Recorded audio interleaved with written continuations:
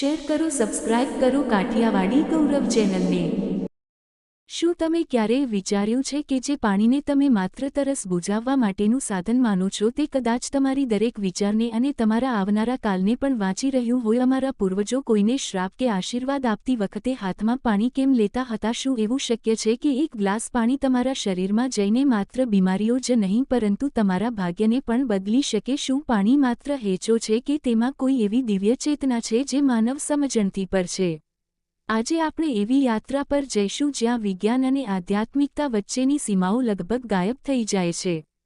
પરંતુ આ રહસ્યમાં ઊંડી ઉતરતા પહેલાં એક વાત સ્પષ્ટ કરવી જરૂરી છે કે આ માહિતી પ્રાચીન ગ્રંથો, વેદો અને સામાન્ય વૈજ્ઞાનિક સિદ્ધાંતો પર આધારિત છે। તેનો ઉદ્દેશ માત્ર જ્ઞાન અને આધ્યાત્મિક જાગૃતિ વધારવાનો છે। સૃષ્ટિ અને પાણીનો સંબંધ, આ બ્રહ્માંડની શરૂઆત અને અંત બંને પાણી સાથે જોડાયેલા છે। ઋગ્વેદના નાસદીય સૂક્તમાં કહેવામાં આવ્યું છે કે સૃષ્ટિ બનતા પહેલાં બધું અપરંપાર પાણી જેવી સ્થિતિમાં હતું। આધુનિક વિજ્ઞાન પણ કહે છે કે પૃથ્વી પર જીવનની શરૂઆત પાણીમાં જ થઈ હતી। જેમ પૃથ્વી પર લગભગ 70% પાણી છે તેમ આપણા શરીરમાં પણ લગભગ 70% પાણી છે। આ માત્ર સંયોગ નથી પરંતુ એ દર્શાવે છે કે આપણે પણ આ બ્રહ્માંડની જ ચેતનાનો ભાગ છીએ। વેદોમાં પાણીને અપા કહેવામાં આવ્યું છે। તે માત્ર પદાર્થ નથી પરંતુ દેવતા અને જીવંત શક્તિ માનવામાં આવ્યું છે। જ્યારે તમે પાણી પીતા હો ત્યારે તમે માત્ર પ્રવાહી નથી પીતા પરંતુ લાખો વર્ષનો ઇતિહાસ પીતા હો, કારણ કે તે પાણી વાદળો, નદીઓ અને પર્વતોમાંથી પસાર થઈને આવ્યું હોય છે। ગરમ પાણી કે ઠંડુ પાણી? ઘણા લોકોને પ્રશ્ન હોય છે કે ગરમ પાણી પીવું સારું કે ઠંડુ? આયુર્વેદ કહે છે કે આપણા પેટમાં જઠરાગ્નિ હોય છે જે ખોરાક પચાવે છે। જો ભોજન કર્યા પછી તરત જ ઠંડુ પાણી પીવામાં આવે તો તે આગને શાંત કરી દે છે અને પાચન બગાડી શકે છે। પરંતુ જ્યારે પેટમાં બળતરા થાય અથવા પિત્ત વધે ત્યારે ઠંડુ પાણી અમૃત સમાન કામ કરે છે, કારણ કે તે ગરમીને શાંત કરે છે। પ્રકૃતિએ પાણીને શીતળતા આપી છે, તેથી સામાન્ય રીતે શરીરને સામાન્ય તાપમાનનું પાણી વધુ યોગ્ય છે।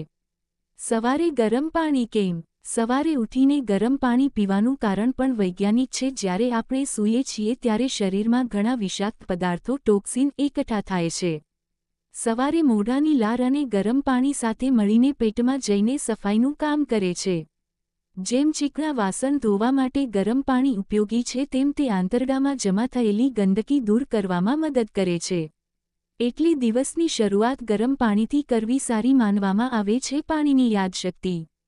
શું તમને ખબર છે કે પાણીની પોતાની મેમરી, યાદશક્તિ હોઈ શકે છે? પ્રાચીન ઋષિઓ માનતા હતા કે પાણી વિચારો અને ઊર્જાને ગ્રહણ કરે છે। જ્યારે કોઈ નદી કિનારે સંકલ્પ લેવાય અથવા પાણી લઈને કસમ ખાઈએ ત્યારે તે વિચારની ઊર્જા પાણીમાં સમાઈ જાય છે। એટલે જ કહેવામાં આવે છે કે જેવું પાણી પીશો તેવી વાણી થશે। જો કોઈ ગુસ્સામાં કે દુઃખમાં પાણી પીવે તો તે નકારાત્મક ઊર્જા શરીરમાં લઈ જાય છે। પાણી અને માનસિક અસર।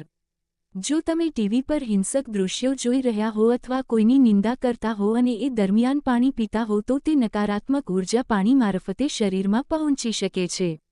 બીજી તરફ માટીના ઘડાનું પાણી અથવા સામાન્ય ઠંડુ પાણી શરીરને શાંતિ આપે છે અને મનને સ્થિર બનાવે છે। દિવસમાં કેટલું પાણી પીવું? ઘણા લોકો કહે છે કે દિવસમાં 3 થી 4 લીટર પાણી પીવું જ જોઈએ, પરંતુ પ્રકૃતિએ દરેક જીવને એક સંકેત આપ્યો છે, તરસ। જ્યારે શરીરને જરૂર હોય ત્યારે જ પાણી પીવું જોઈએ। જોરજબરદસ્તી વધુ પાણી પીવાથી કિડની પર ભાર પડે અને શરીરના ઇલેક્ટ્રોલાઇટ્સ ઓછા થઈ શકે છે। તાંબાના વાસણનું પાણી? અમારા પૂર્વજો પાણી તાંબાના વાસણમાં રાખતા હતા। વિજ્ઞાન કહે છે કે તાંબાના સંપર્કથી પાણીમાં બેક્ટેરિયા નાશક અસર થાય છે। આધ્યાત્મિક રીતે તાંબો સૂર્ય તત્વ અને પાણી ચંદ્ર તત્વ માનવામાં આવે છે। બંને મળીને પાણીમાં સકારાત્મક ઊર્જા વધારતા હોય છે। પાણી અને ભાગ્ય? વાસ્તુ અને તંત્રશાસ્ત્રમાં પાણીનો સંબંધ ધન અને સમૃદ્ધિ સાથે પણ માનવામાં આવે છે। જો કોઈ ગ્લાસમાં પાણી બાકી રાખી દે કે પાણી બગાડે તો તેને પ્રકૃતિ પ્રત્યેનો અનાદર માનવામાં આવે છે। પ્રકૃતિનો નિયમ છે કે જે વ્યક્તિ સંસાધનોનું સન્માન કરે છે તેને સમૃદ્ધિ મળે છે। પાણીથી સંકલ્પ શક્તિ? સવારે જ્યારે તમે પહેલીવાર પાણી પીવો ત્યારે તમારું મન આલ્ફા સ્ટેટમાં હોય છે। એ સમયે જો તમે પાણી હાથમાં લઈને તમારા જીવનના કોઈ લક્ષ્ય વિશે વિચારશો તો તે વિચાર મનમાં ઊંડે ઉતરી જાય છે। આ કોઈ જાદુ નથી, પરંતુ અવચેતન મનને પ્રોગ્રામ કરવાની પ્રાચીન રીત છે. મૃત્યુ સમયે પાણીનું મહત્વ. ભારતીય પરંપરામાં મૃત્યુ પામતા માણસને ગંગાજળ અથવા તુલસીવાળું પાણી આપવાનું મહત્વ છે. માનવામાં આવે છે કે અંતિમ ક્ષણે ગળામાં તાપ વધે છે અને પાણી આત્માને શરીર છોડવામાં સહાય કરે છે. આ આત્માને શાંતિ આપવા માટે કરવામાં આવતો એક પ્રાચીન સંસ્કાર છે. પાણી સમયનો સાક્ષી. વિજ્ઞાન કહે છે કે પૃથ્વી પર પાણીની કુલ માત્રા લગભગ એ જ છે. પાણી માત્ર રૂપ બદલે છે, ક્યારે વાદળ, ક્યારે બરફ, ક્યારે નદી. એટલે શક્ય છે કે આજે તમે જે પાણી પી રહ્યા છો તે કદાચ હજારો વર્ષ પહેલાં પણ અસ્તિત્વમાં હતું. અર્થાત જ્યારે તમે પાણી પીતા હો ત્યારે તમે માત્ર હેચો નથી પીતા, તમે ઇતિહાસ પીતા હો. નિષ્કર્ષ: પાણી માત્ર જીવનનો આધાર નથી, પરંતુ જીવનનો એક મહાન શિક્ષક પણ છે. તે આપણને શીખવે છે. પરિસ્થિતિ ગરમ હોય તો ભાપ બની ઉપર ઉઠો, ઠંડી હોય તો બરફ બની સ્થિર રહો, અને સામાન્ય હોય તો પાણીની જેમ વહો અને પોતાનો રસ્તો બનાવો સ્વસ્થ રહેવા માટે. સવારે ગરમ પાણી પીવો.